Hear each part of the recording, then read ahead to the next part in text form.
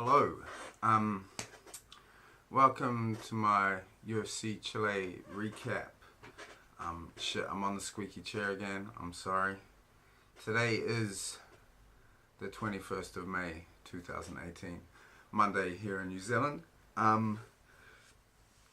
few things to get into today. I doubt you can notice, but I've made my first improvement to the set, if you can call it a set. It's obviously my bedroom, but I bought a thing that holds my camera, so very pleasing to me, probably of little significance to you. Not too much interaction this week. Would love some more comments and some questions that open up big discussions. I would really love to get into a bit more of that. Did have someone comment asking, am I in my little sister's room? Which I don't quite understand what they are insinuating, except I guess they're talking about the appearance of my bedroom, which I can't make sense of that either. I quite like my bedroom. Maybe it's not very grown up, but whatever. Stay young at heart, right? So I think I ended my last video by saying that I was gonna take an hour one day, but I didn't think it would be this event. Well, turns out it was. I think I lost about 10 units, so I'm still up overall, but obviously disappointing. The Cannoneer fight didn't come through for me, which I wasn't relying on too heavily, but then other spots I was really banking on didn't come through as well, so missed out just on both my parlays. Silva not winning a fight he should have won that looked like it was going to get stopped at any second, and then he gets knee barred after dominating 3 rounds and looking like he had his guy out of there. I was surprised it wasn't stopped. I was thinking this fight needs to be stopped. This dude's taking too much punishment. In regards to that fight too, did you see his opponent's corner man slap him right where his orbital was apparently broken, and he pulls his face away and winced. Poor dude, but very enthusiastic corner man, and notably so because he got that sub, and yeah, it was a pretty amazing comeback, but gutting for me. Anyhow, so having covered that, we'll get into the results. I did miss a couple of the early prelims. Big night out here in New Plymouth on Saturday, which is not a sentence I utter often, but Sam Rapira, a local boxer, had a title fight here, which I'll get into at the end of the video and talk about that a little. But so yeah, I wasn't feeling too well on Sunday morning, and I just slept through a couple of the prelims. So I missed Sainz versus Briones. I missed, well, maybe that's all I missed actually. Oh no, I missed Barzola and Davis as well.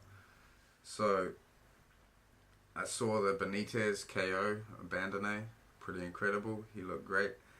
The first fight I had money on was Batalio versus Kondo. I think went as I expected, but I mean faster than I expected. I didn't expect Batalio to get it out of there in the first minute of the first round, so hit her with that body kick. I think from all the I can't recall an occasion where you see someone get hit to the body and their elbows drop to the body and they recover.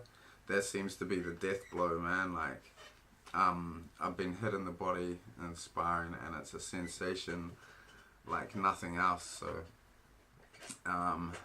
yeah, once you see them arms drop, I think you can almost guarantee the fight's over. So great win for Batalio. She looked great, and like I said in my picks video, that I thought she would have the more natural and fluid striking, which it turned out she did. Pantoja versus Moreno. Unanimous victory to Pantoja. There's a lot of contention about that fight. leading up to it. I think I saw a lot of people saying that Moreno had made more improvements since their first match, and that may still very well be true, but he was really outclassed by Pantoja in this rematch. Still a real entertaining fight. Like, the scorecards were wide, but Moreno put on a great display of toughness, of durability, and a desire to win against adversity. Like, he didn't stop trying to win that fight, which was pretty admirable. And I don't know, I find Moreno super likable. Like, if you see an interview of him, the way he like grins, he's like kind of looks like a naughty child or something. I really like him, so it's kind of sad to see him lose. Prazeres defeating Cummings by split decision.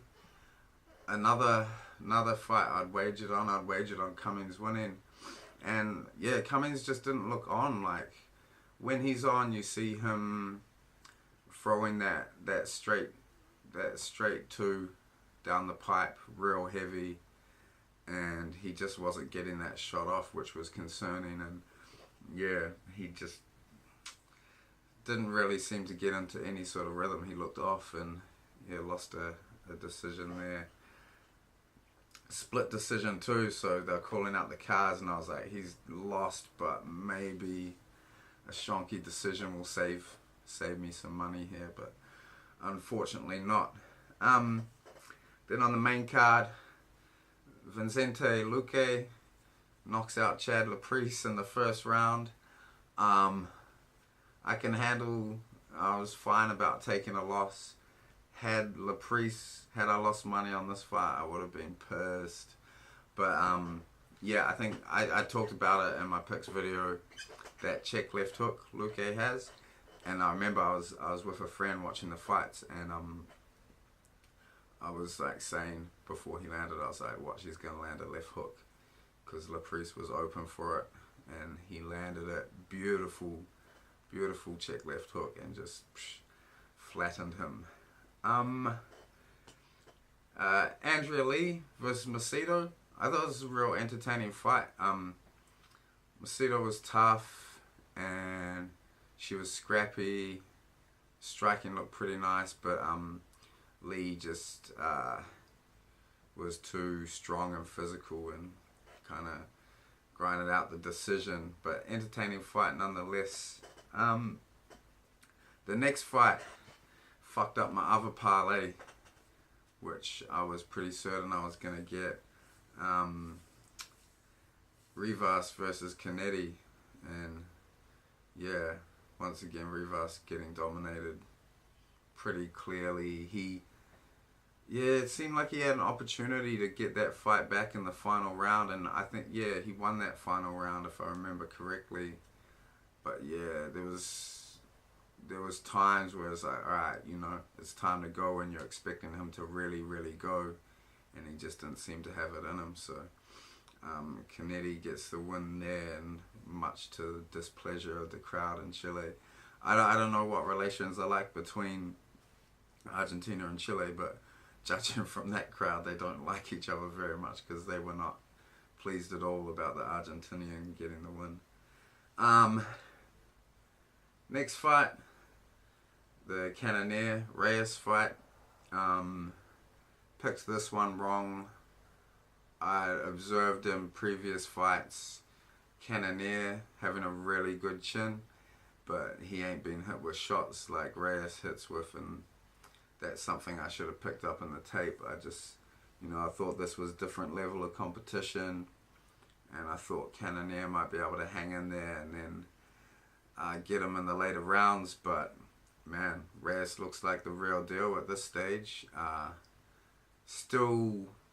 There's still elevations in competition for him to go through, but he looks enormous and in great shape, and his striking is fucking scary.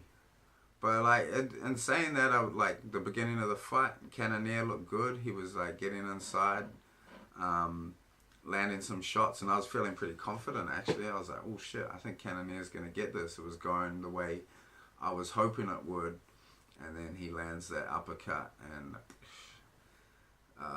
stumbled him, and then landed the one that fucking floored him. Possibly, I don't know, like, I thought, yeah, you could debate whether that was an early stoppage or not, because Cannonier got straight back to his feet, but, I mean, he probably just would have got flattened again had the ref allowed it to continue, so probably the right call there. Suarez versus Grasso went pretty much the way I think people presumed it would, maybe over quicker than people presumed. Like, really fast, good out for Suarez. She looks really good, and be interesting to see who she gets next. I think fucking the people who got Suarez bets on it, like paying $1.90 to $2, crazy, so good. I so wish I'd gotten on that action, but never mind. I still need to get a new account that gets the odds up quicker. And then in the main event, Kamaru Usman beating Damian Maia by unanimous decision. Yeah, I think so. Obviously, Usman wanted like quite emphatic victory here. You know, he wanted that statement win. But I think, to be fair to him, beating Maia that way is a statement win. It's obviously not spectacular, or you know, it's not going to go on the highlight reels, but yeah, I think if you take into consideration the problems Maia presents, then a dominant victory over him in a 5-round fight is a real impressive win, regardless of like what has happened in his last couple fights. I think it's a really big win for Usman. I think he looks really legit. His striking looked really nice, and he looked really comfortable and in control in there. Like, he came out looking really comfortable and remained that way throughout the 5 rounds, and yeah, he just looked really at ease in there, controlled the pace, made it his fight, landed a lot of good strikes on Maia, stuffed the takedowns, and terrifying. I think it was in the final round when Maia was beckoning Usman onto the ground, laying on his back, and it looked like Usman was going to go in. Man, his corner must have been shitting bricks at that moment when it looked like he was going to jump in his guard, because yeah, obvious why you wouldn't want to do that, but fortunately he didn't. You'd have to wonder where Maia goes from here. 3 fights in a row, all going largely the same way.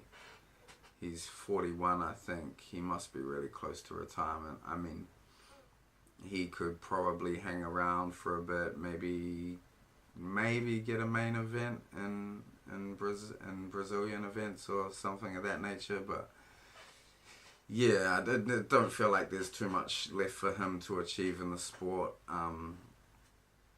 Bit of a shame, really. Like, he had to go on that massive run to get his shot, and it was late in his career and perhaps overdue, but that's kind of the way things can shake out. And then following that run, 3 losses in a row, and now he's kind of, you know, what's next for him, it's hard to say, but undoubtedly a legend of the sport. And yeah, I saw them talking about he's 1 submission off the record in UFC, Gracie holding it currently, and one of the commentators made the point that when Gracie was fighting, it was tournament style, so he gets 3 subs in a night. So Maia's record really does stand out. Was kind of, well, not surprised, but you know, I guess you kind of forget with Nate Diaz, because he likes to stand, that he was also on that list real high up. I think with 9 submissions, equal with Maia.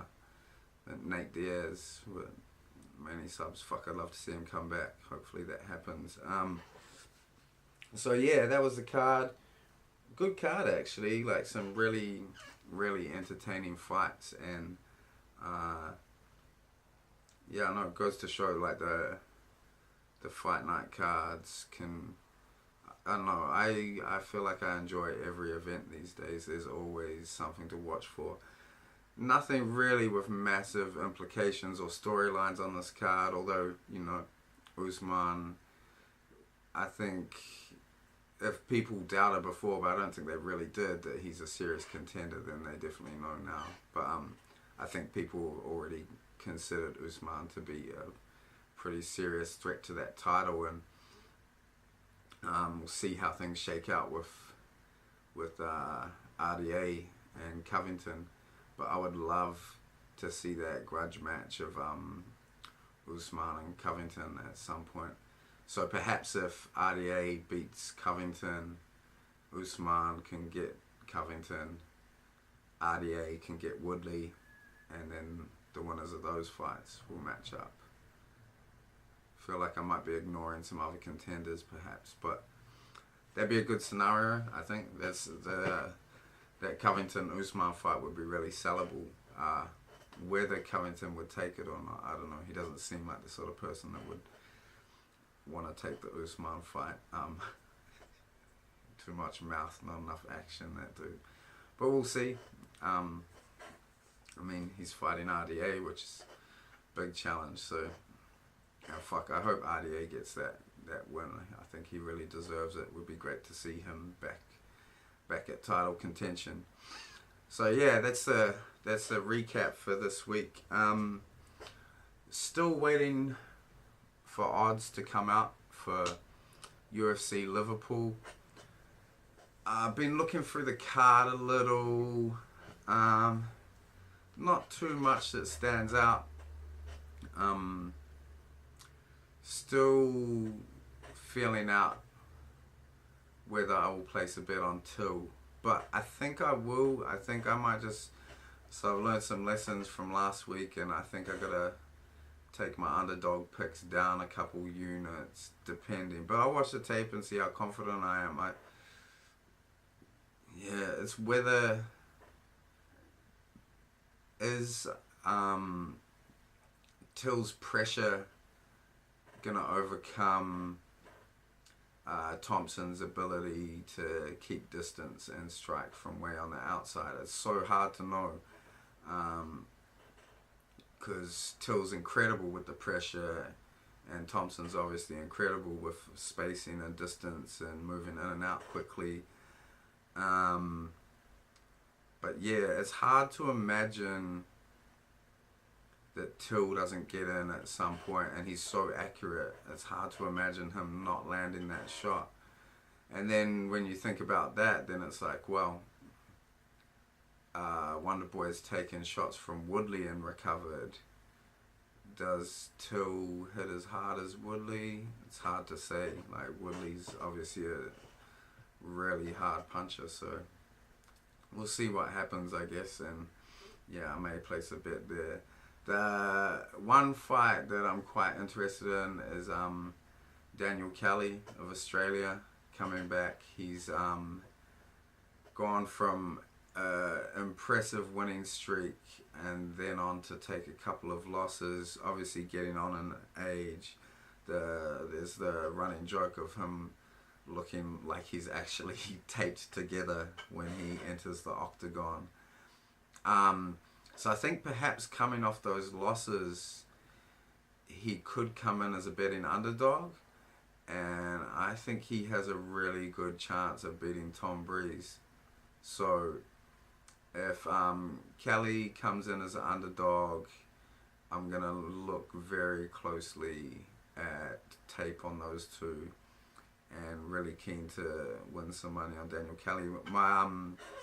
My brother that I previously mentioned, who fights, trains a bit with Daniel Kelly, I believe, and we were at the last UFC in Auckland where he fought, and I sat with my brother and some other people who were close to Daniel Kelly. We all had the Dad's Army shirts on, and he got fucking like horribly knocked out, and I was sat with people that really care about the dude, which was not the nicest experience. It really dulled the mood. Like everyone was super quiet, and yeah, it would be great to see Daniel Kelly come back and get another win on the board. Once again, another older dude. I wonder how many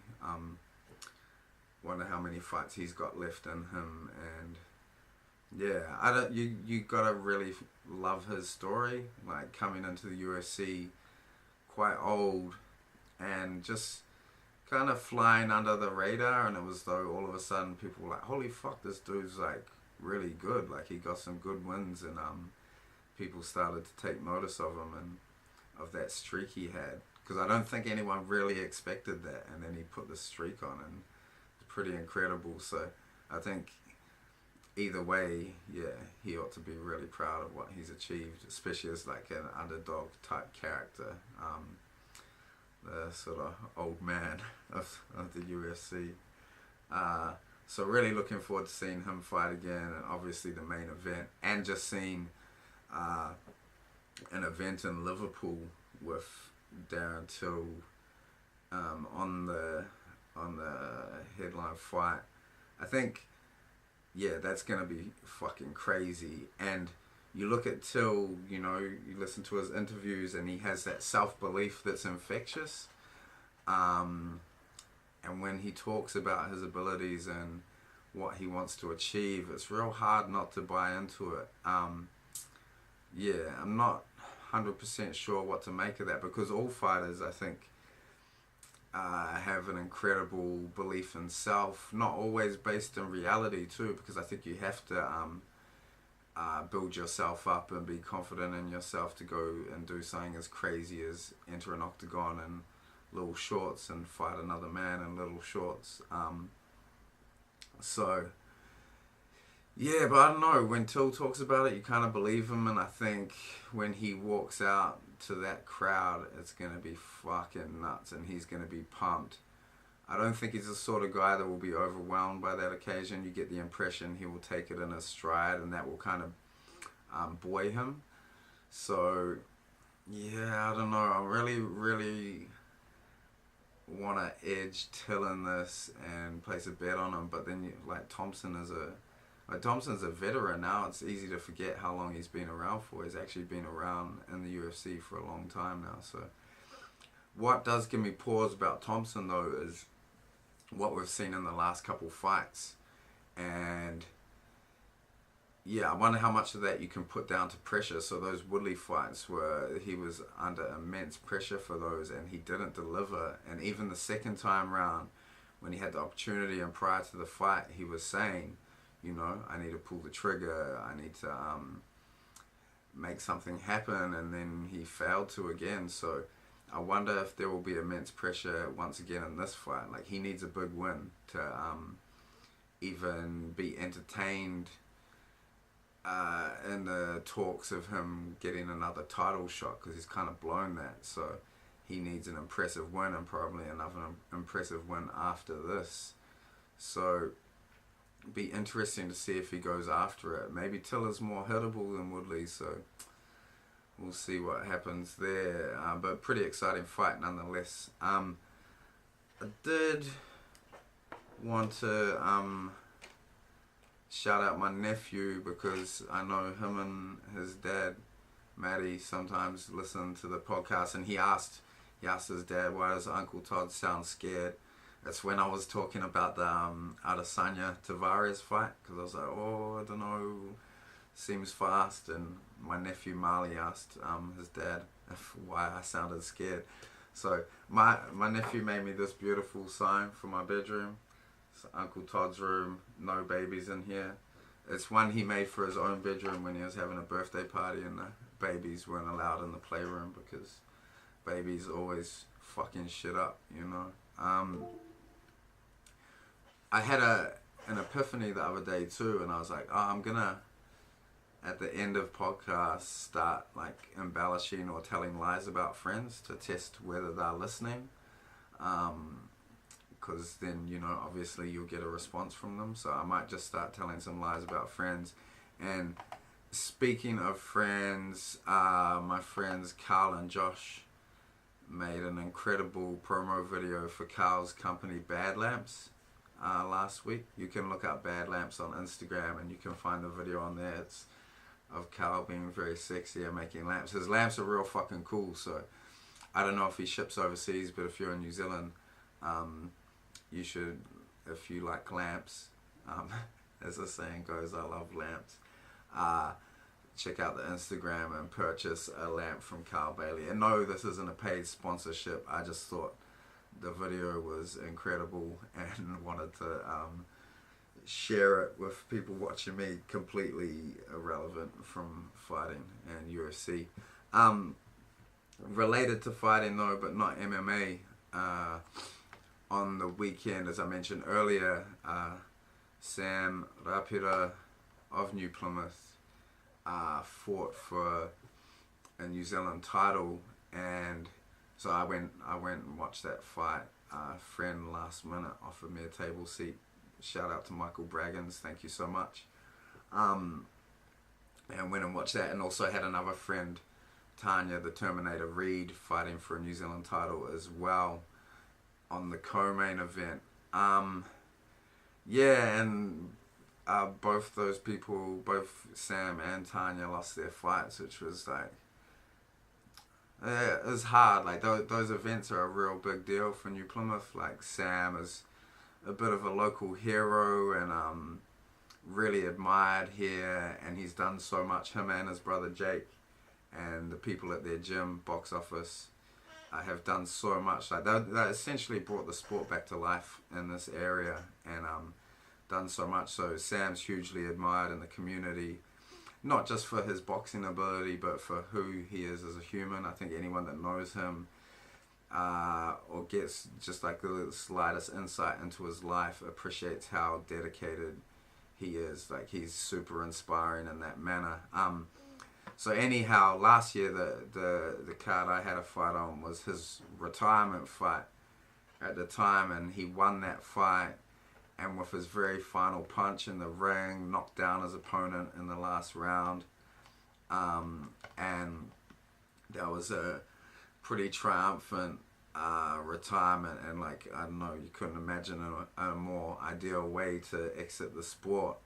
And I think it's happened so often. Like Sam's not that old, but he does have a really like long record. I'll be wrong here, but I think maybe it's 80 something fights in total. So it's a lot, like, especially the way he fights too, because he's I think in his own words, he said in his Instagram post that he is like his greatest strength is his greatest weakness is that he's too fucking tough for his own good, and he will take punishment willingly and win wars of attrition with guys. And yeah, and on Saturday night I must state again, as I did about the MMA, I'm not a boxing expert. I don't know jack really. I've done like a training camp and had a fight, but yeah, I don't know shit. But yeah, Sam didn't look like his body was responding the way he would be used to it responding. So his opponent looked like a guy he could beat, but he wasn't getting off in spots where I think, like just last year when we saw him fight, he looked like a different fighter. And I guess, yeah, that must be really hard to go in there and to know what you're capable of, but your body not to respond to that. And I from my uneducated opinion, that's what it looked like. And I think Sam somewhat acknowledged that in his Instagram post too. So his corner threw the towel, I think, in round 8.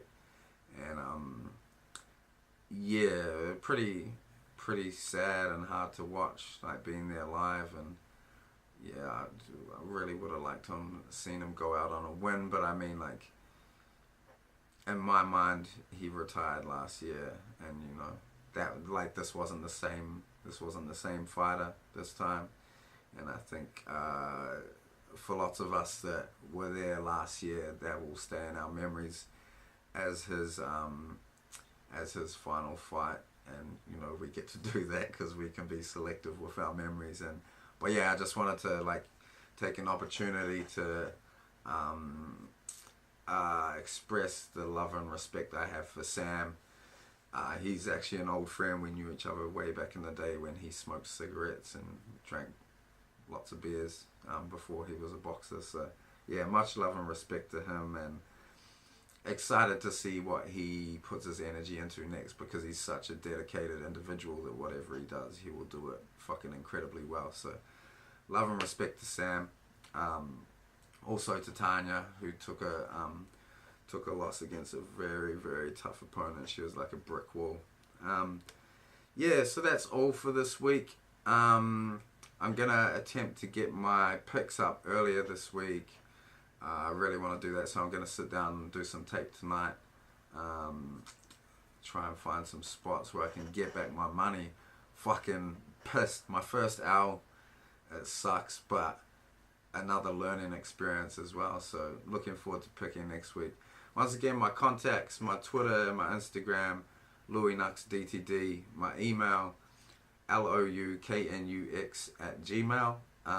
Get at me with questions, topics you'd like to discuss, fighters you'd like to discuss, preferably MMA related, but whatever. And yeah, that's us for this week. Looking forward to getting back on the winning track for UFC Liverpool. Thank you.